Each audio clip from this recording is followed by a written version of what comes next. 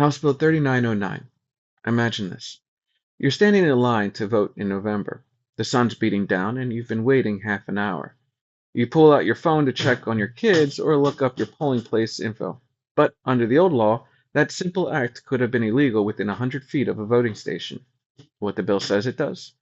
House Bill 3909 updates Texas election rules to make the phone ban apply only inside the actual voting room, not outside or in line. It also requires clear signs so voters know the rule.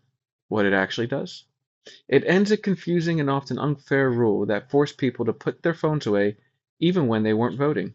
Election judges will still control what happens inside the room, but voters regain normal use of their phones while waiting. Who benefits? Everyday voters who stand in long lines and need to stay connected. Election workers who no longer have to police parking lots. And county election officials who get a simpler rule to enforce. Who pays the price? Election integrity groups that wanted tighter control of voting areas. Counties that favored strict no phone zones near polling places. Why this matters.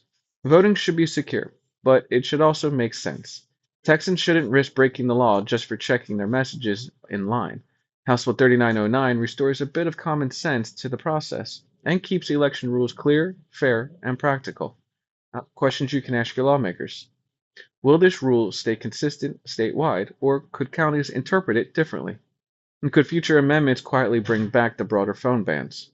And would you support tracking complaints to make sure voters aren't still being told to put their phones away outside?